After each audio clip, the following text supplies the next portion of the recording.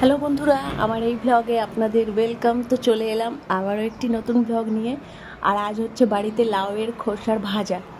তো এটা আমরা নর্মালি সবাই ফেলে দিই, কিন্তু বাড়িতে লাউ এলে লাউয়ের খোসার ভাজা অবশ্যই বানানো হয়। আর এটা খেতে কি বলবো, অসাধারণ লাগে। ভাত রুটি দুটোর সাথেই খুব ভালো লাগে। তো সুন্দর এখানে লাউয়ের খোসাগুলোকে কুচি কুচি করে কেটে নিয়েছি। চাইলে এখানে আলুও দেওয়া যেতে পারে, কিন্তু আমরা দিইনি, আলু ছাড়া করছি। তারপর এটাকে ভালোভাবে ধুয়ে জল ঝরিয়ে নিয়েছি। তারপর এখানে কড়াইয়ে তেল গরম করে নিচ্ছি।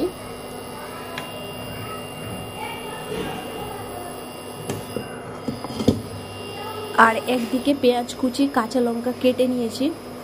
তেলটা গরম হয়ে এসছে, তারপর আমি এখানে দিলাম একটু কালো জিরে, খুব অল্প পরিমাণে।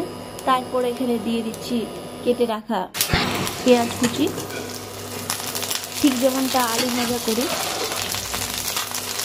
এইরকমই।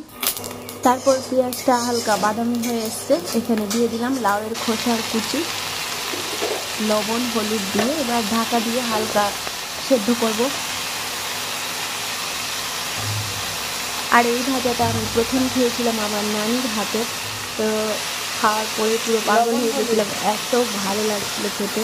তো সেই আর বাড়ির সবাই এটা ভীষণ পছন্দ করে।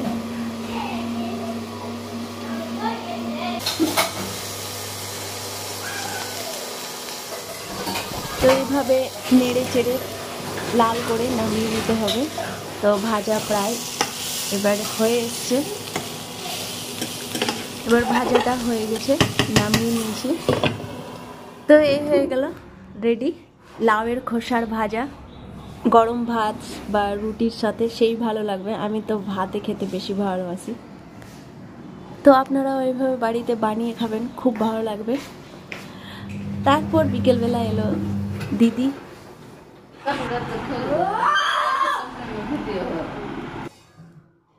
আর আমি এখানে চট করে চা বানিয়ে নিলাম। দিদি আর আম্মু গল্প করছে এর মাঝে।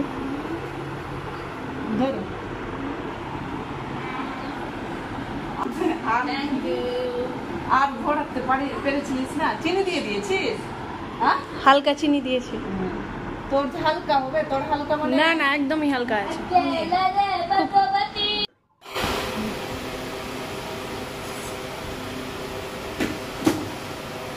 আমাকে ঝাল লেগেছে। আর দিদিকে লঙ্কাটা আমি খাওয়াইছিলাম, বুঝতে পারি না, কটা মজা করেছিলাম।